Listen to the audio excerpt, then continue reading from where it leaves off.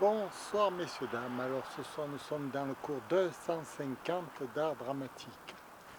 Alors ça fait très longtemps que je ne fais plus de cours d'art dramatique. L'art dramatique, si je vous rappelle un peu ce que c'est l'art de s'exprimer en public, d'interpréter un rôle au cinéma, au théâtre. C'est l'art de travailler aussi, d'agir, de faire du sport. Et puis, surtout, dans cet art, c'est de réussir ce que l'on fait, l'action que l'on mène. Par exemple, si on décide de marquer un but au football, l'art dramatique va nous aider à rentrer le but dans les cages. Comment?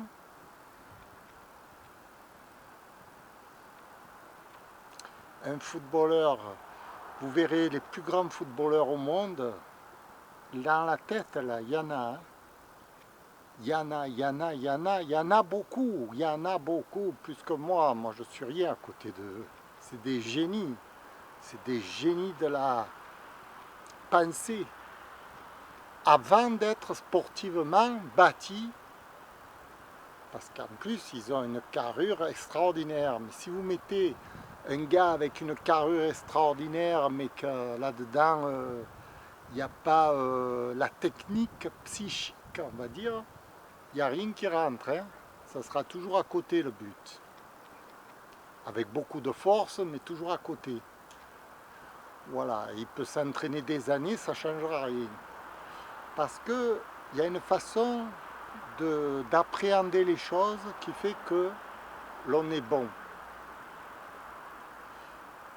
Et moi-même, je suis mauvais. J'ai toujours été mauvais.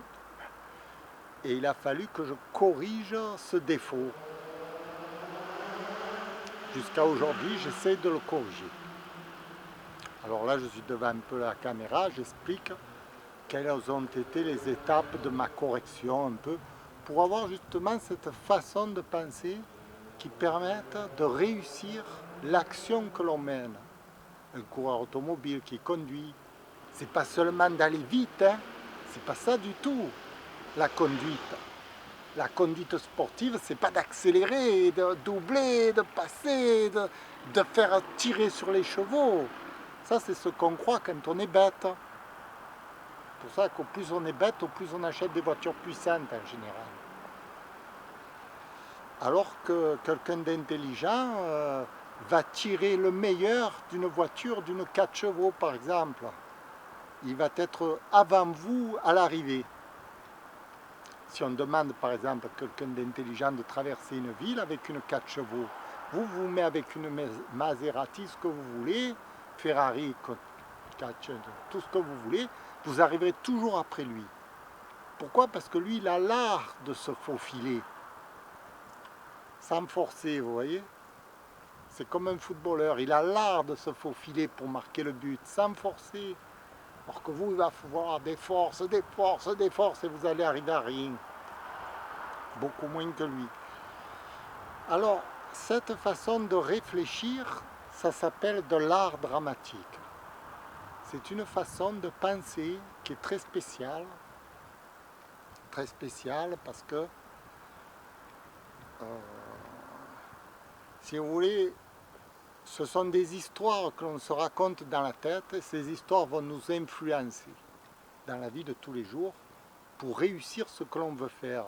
Par exemple, un cuisinier qui veut réussir un plat, un bon plat, ce n'est pas avec une recette apprise par cœur qu'il va vous réussir un plat de cuisine. Jamais de la vie. C'est tout ce qu'il a là-dedans qui va faire que il va mettre les bons ingrédients au bon moment, à la seconde près, avec la quantité exacte, et qui va faire une recette que le plat va être merveilleux. Ça ne s'apprend pas dans un livret de cuisine. C'est une façon de réfléchir les choses, comme je vous dis. Et cette façon de réfléchir, elle obéit à des règles. qu'il faut comprendre et connaître pour pouvoir éduquer son cerveau de façon à lui apprendre le meilleur de ce qu'il a en lui. Voilà. C'est pour ça que j'ai écrit mon petit manuel d'art dramatique qui s'intitule « Comment devenir un acteur extraordinaire ». Parce qu'en fait, c'est ça, hein, vous allez devenir un acteur extraordinaire. Et quand vous serez extraordinaire, vous allez réussir tout ce que vous faites. Ce qui est magique. Voilà.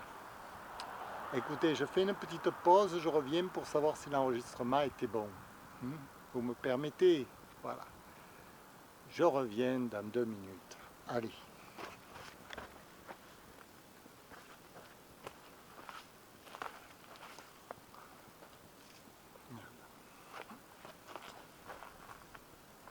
Ah, putain de con, mais qu'est-ce que c'est que cette connerie? Voilà. Voilà. Alors, l'enregistrement est bon, je continue, en espérant qu'il soit bon celui-là aussi. Alors, j'ai perdu un peu le fil, hein. Je vous dirai qu'est-ce que j'étais en train de dire. Bon, une façon de penser, tout ça.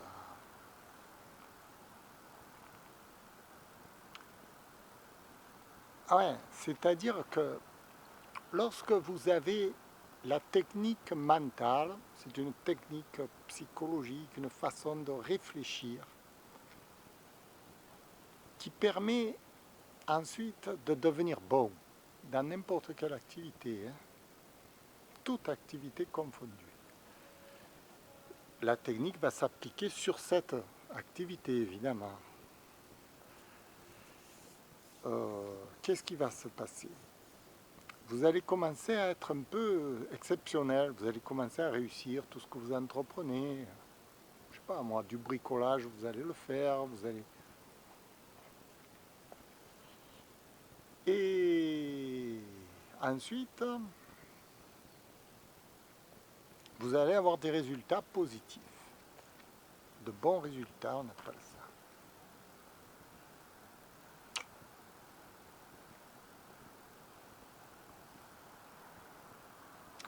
Non, parce que je voulais vous amener quelque part avec mon discours.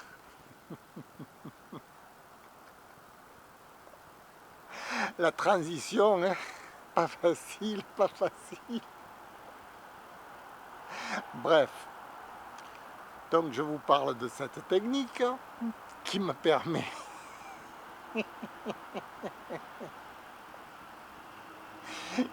de devenir extraordinaire.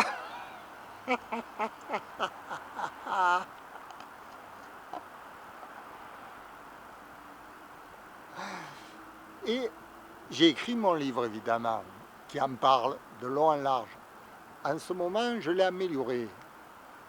J'ai ajouté des exercices et j'ai doublé le prix. Qu'est-ce que vous voulez que je vous dise? Ça vaut beaucoup plus que ça, hein. C'est un livre fabuleux, fabuleux. Vous allez devenir un homme extraordinaire, vous allez réussir tout ce que vous faites. C'est fabuleux. C'est 30 ans de travail qu'il vous faut accomplir. C'est pas une mince affaire. C'est pour ça que j'ai ajouté des exercices, disons, qui durent 2 ans, 3 ans, chaque exercice, vous voyez. C'est pas des petits exercices, c'est pas des gammes de piano, hein. C'est des exercices, genre, je commence le premier exercice par dire, il faut que vous lisiez la littérature des maîtres de la mise en scène, Konstantin Stanislavski, Mikhail Tchekhov, Louis Jouvet, Lee Strasberg. Je m'arrête là. Qui y a encore? Mikhail Tchekhov, Louis Jouvet. Bon, déjà, si vous avez lu ça, ils redisent tous la même chose dans une autre méthode. Déjà, si vous avez lu ça, si vous avez compris ça, hein, là, il y a 20 ans de boulot, là. Bon, mais vous n'allez pas attendre 20 ans avant de jouer, vous allez expérimenter. Et quand vous allez expérimenter, il va falloir lire d'autres livres. Je vous mets toute la biographie qu'il faut lire en même temps de la formation que vous faites. Et chaque livre, évidemment, c'est une formation à part entière. C'est-à-dire, ça demande 3-4 ans de travail. Vous voyez? Donc vous avez 10 exercices qui chacun vous demande 3-4 ans de travail. En gros, donc ça vous fait 20 ans, 30 ans de boulot, quoi. Et si vous êtes bon, parce qu'en plus il faut être bon, ça c'est la cerise sur le gâteau. Disons qu'il faut avoir au moins un QI de 120, 125, quand même. Hein. Bon, si vous avez 150, vous comprendrez mieux. Style, comment il s'appelle Gérard Depardieu, lui, il a un QI de 150, 160. C'est un génie pur. Hein. Il nous surpasse. Bon, lui, il a compris les choses avant nous. Vous voyez, en plus, vous avez...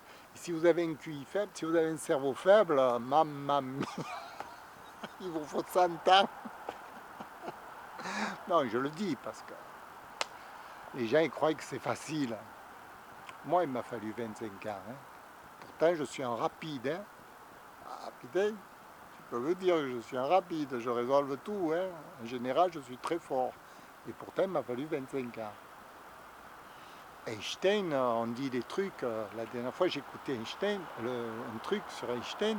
Lui, il a dit des théories qu'ils ont compris 45 ans après lui. Vous voyez, il leur a fallu 45 ans aux hommes pour comprendre ce qu'il disait, le mec.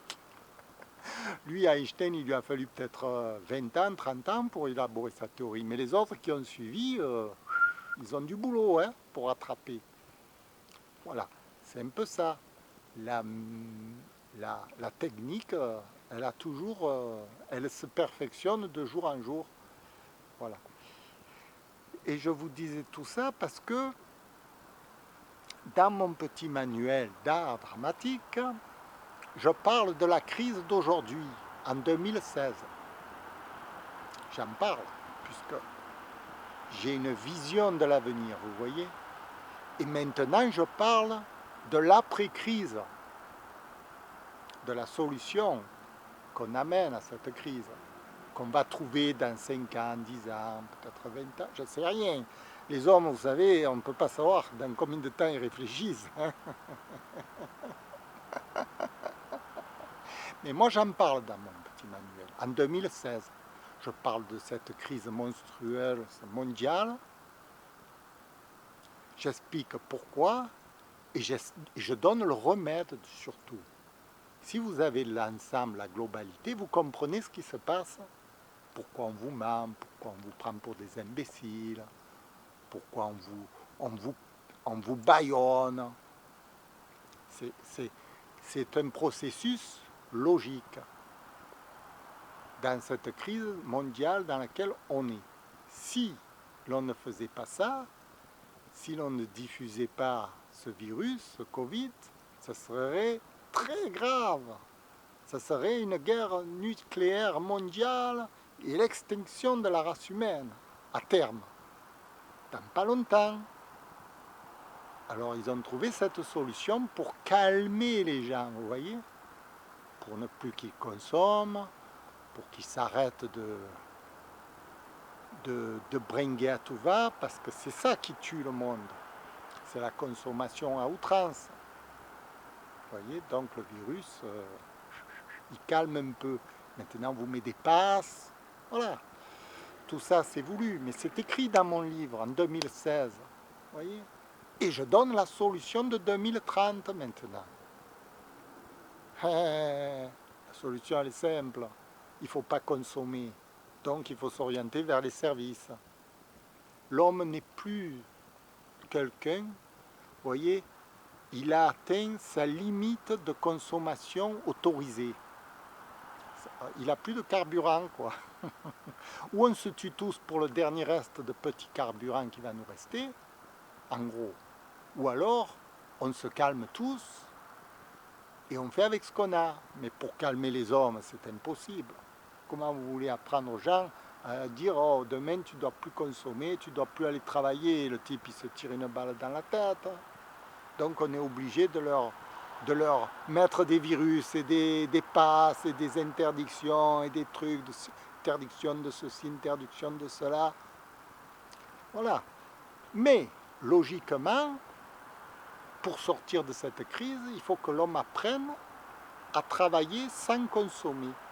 C'est que les services. Ce que je vous offre là, c'est un service gratuit qui consomme pratiquement rien, à part la vidéo, les réseaux sociaux. Mais je donne beaucoup de moi en contrepartie. Je vous apprends à devenir des êtres extraordinaires, vous vous rendez compte? Voilà. Et tout ça, c'est écrit dans mon petit manuel. Pourquoi je l'écris avant? Et pourquoi j'ai donné la solution? J'ai écrit à la BCE, j'ai écrit à la Banque mondiale pour leur expliquer les, les, les solutions. Bon, mettre en place, ça sera dur. Ça sera dur parce qu'il faut qu'ils s'entendent tous les pays mondiaux, qu'ils fassent des... Comment je peux dire, qui réfléchissent à la mise en place du système nouveau qui va en quelque sorte, c'est le retour en arrière. C'est pas un retour en arrière. C'est un peu, comment je peux dire, au lieu de fabriquer une machine qui dure 20 ans, c'est de fabriquer une machine qui dure 100 ans et de se servir de cette machine et de ne plus avoir besoin d'autre chose, de façon à économiser les matières premières. Parce qu'on n'a pas assez de matières premières dans le monde. Il ne faut pas être bête pour le comprendre. Hein.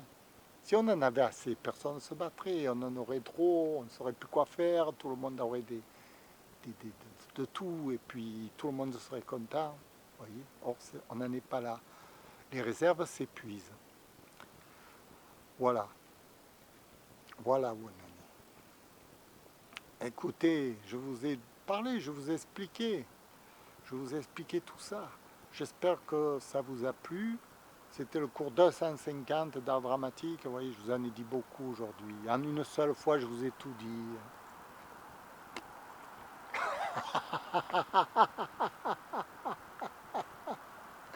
Voilà. Je vous remercie d'avoir regardé. J'espère que vous apprendrez à réfléchir sur tout ça qui est important.